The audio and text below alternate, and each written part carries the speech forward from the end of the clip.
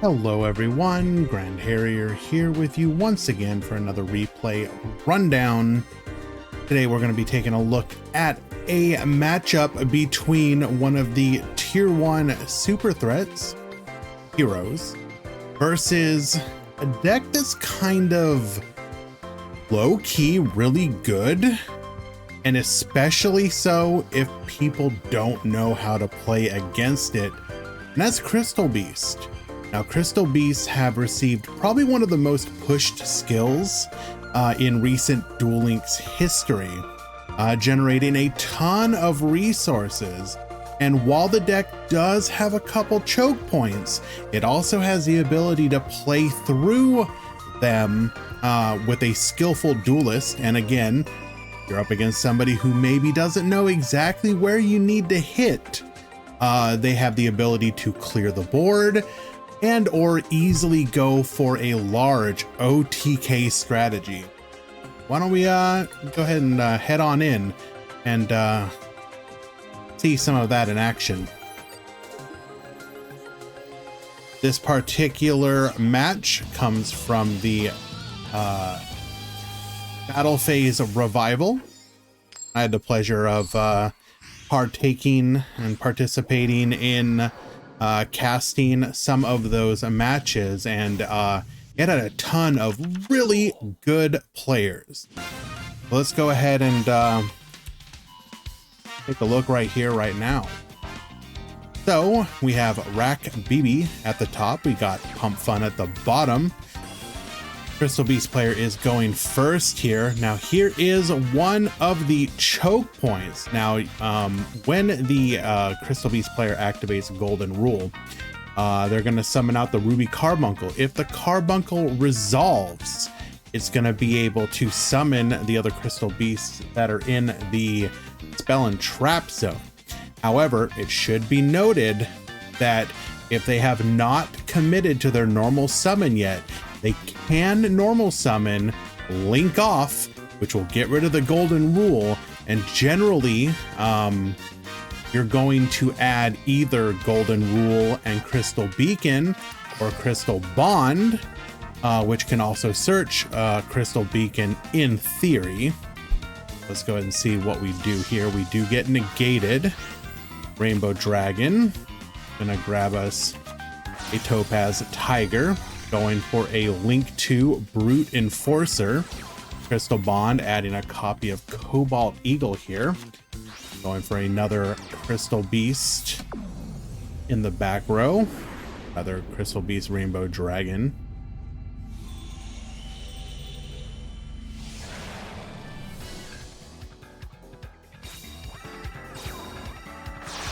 We're gonna link all 4 of our monsters off into an Underworld Goddess. This is a new addition to the game. You can use one of your opponent's monsters as part of its link summon. However, in this case, we're likely going for the fact that it is unaffected by your opponent's effects unless they target it specifically. And the fact that it can shut down graveyard effects. I'll be honest though, this is not a particularly great opener. It looks like we did not play through that interruption very well. We do have an MST to force the back row. In this case, we do have the bottomless trap hole, which means we have no other interruption. Hero player is going to be able to combo off uninterrupted here. Gonna go for our Armed Dragon Thunder level 10. In addition to being indestructible by battle, it would provide interruption on the following turn. We do chain block the goddess here. And now we do show that we are on a non-standard version of the hero deck as we bring out Elemental Hero Neos Kluger. Neos Kluger does require Ubel, which while it can trigger the skill, many players have opted to simplify the deck down to only a couple of these and focus much more on the rest of the Neo Elemental Hero package. So this is extremely non-standard.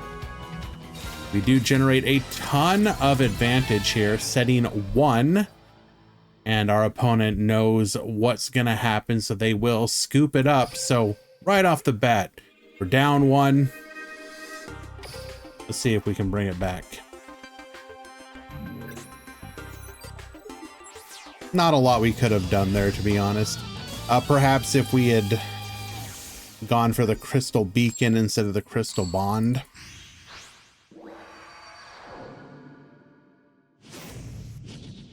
All right, game 2. Duel. Hero player gonna go first here. So they're gonna be setting up their board. Oftentimes the Crystal Beast player does actually like to go second. While it will give your opponent the ability to try and disrupt your plays defensively, the Crystal Beast deck typically can make a very strong push without having much follow-up, which does lend itself more towards a going second strategy. So we do set up a board here, getting a bunch of draws, and you will see that we have triple back row. We're gonna have a pop from the Armed Dragon Thunder level 10, likely setting our super polymerization. So we do have the 2 discards for both of those effects, as well as 2 other unknown back row. We're gonna go for a dark hole here, wiping the field, although we will protect our Brave Neos using the Neos Fusion, which does keep a body on the field here. Using our skill, or rather no, going for the Rainbow Bridge, we are gonna add Crystal Bond. Crystal Bond is gonna go ahead and get us to our Sapphire Pegasus, setting the Amethyst Cat as well. We're then going to go ahead and use our skill, sending the Tortoise and the Amethyst Cat to grab Beacon and Raigeki, likely signaling that we already have the Golden Rule in hand. And indeed we do. Brings out the Ruby Carbuncle. It will go uncontested, allowing us to summon our 2 monsters from the back row to the front. We're then going to use 2 of them to go for the Nightmare Phoenix. Nightmare Phoenix discarding forces a back row. Now we do hit the super polymerization. We don't actually activate it here, which is interesting. We could have gone for Great Tornado or Nightmare Phoenix. Seems we have elected to play a bit more conservatively. Now this is very interesting and extremely non-standard. Lightning Chidori, by using 2 Sapphire Pegasuses, which are both level 4 wind monsters, we are going to satisfy the conditions to summon out the Lightning Chidori, which on summon is going to be able to force one of those back rows. MST hitting one of our monsters in the back, that's fine. We are going to trigger the Crystal Beast Rainbow Dragon, which is going to get us another piece of the puzzle that we are missing. We're then going to link all 3 of those off into a Nightmare Unicorn, spinning the final back row, which means the only thing we have to worry about at this point is hand traps, and so far we haven't seen any of those. So it's a safe bet that our opponent simply isn't on it.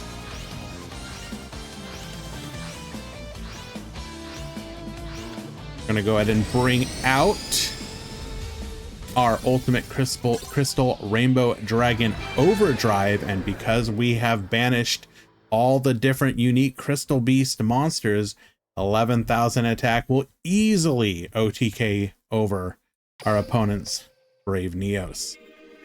Go to game 3. So yeah, that was a great showcase though of just burning through all of our opponent's interruptions.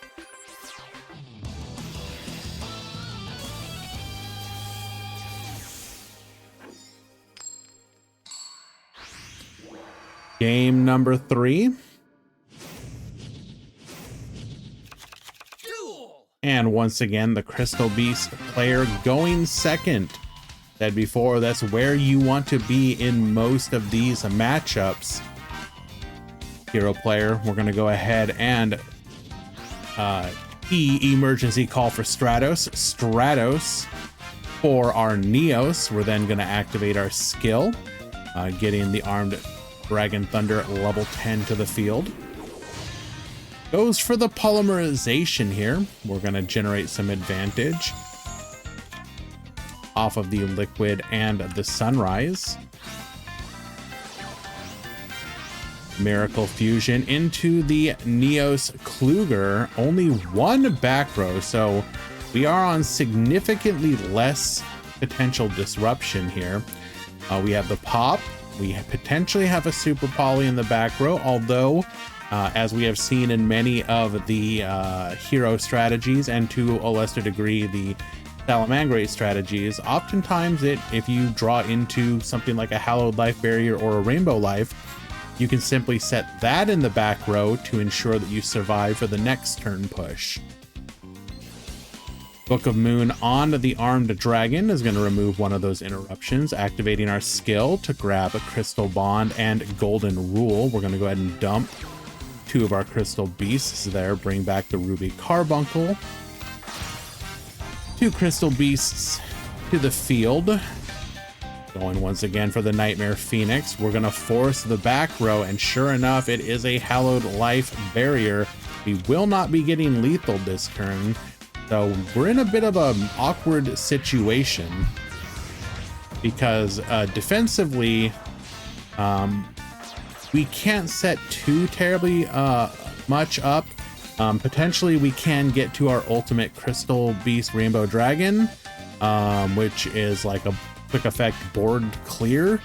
But typically, especially these versions that are so heavily focused on churning through the opponent's back row, you don't tend to run a lot of defensive monsters. Some of them might run like a Decode Talker that can give you some targeting protection. Some of them might run a Dweller. My guess would be that's not the case here, but let's see.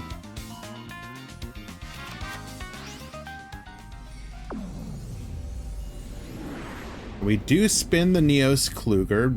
It does not trigger as it returns to the extra deck, a hidden information zone. We are going to link off our opponent's monster to make a Underworld Goddess of the Closed World, setting one back row. Again, this is not a particularly great position to be in. Miracle Fusion will allow us to go for a core. Liquid Soldier, draw, discard. Gets to the Armed Dragon Thunder. Now we do go for a Neos Fusion here. We did see Kluger before. You would imagine the correct play here would be Rainbow Neos. Now, Underworld Goddess would be unaffected by that, but you would in theory be able to beat over it. However, either we're not playing the Rainbow Neos, or we are digging for something as we go for the Elemental Hero Brave Neos, dumping the Crosskeeper, which is going to draw us to return one. Now, it should be noted that the Armed Dragon Thunder level 10 can also contest the Underworld Goddess, so perhaps that is what we were going for here. However, we will reveal that that back row is a Crystal Raigeki. By sending our Crystal Beast to the graveyard, we're going to be able to pop the Armed Dragon, and neither of our other monsters contest our Underworld Goddess. And indeed, we have the ultimate Crystal Rainbow Dragon Overdrive And whatever that back row is, it don't matter. We're going to activate our effect, spin everything, and bring back 3 monsters to the field. We've got more than lethal damage here. Back 1, 2, and 3. Securing us victory. So what can we interpret from that game? I do believe in that situation going for the Brave Neos over a Rainbow Neos was probably a misplay. By having 2 monsters on the field that can contest the goddess, you would ensure that you could destroy her, even through that 1 interruption. But it is possible that we were simply not running it. I'll highly doubt that. That does seem to be a situation where we were valuing digging for back row or other playables over the much more safer play of going for the Rainbow Neo. Regardless, we do see that Crystal Beast is a strategy that can more than hold its own even against the best decks in the format. So if this is a strategy that maybe you have some fondness for, maybe give it a try. I think you might have a lot of fun with it. And until the next time.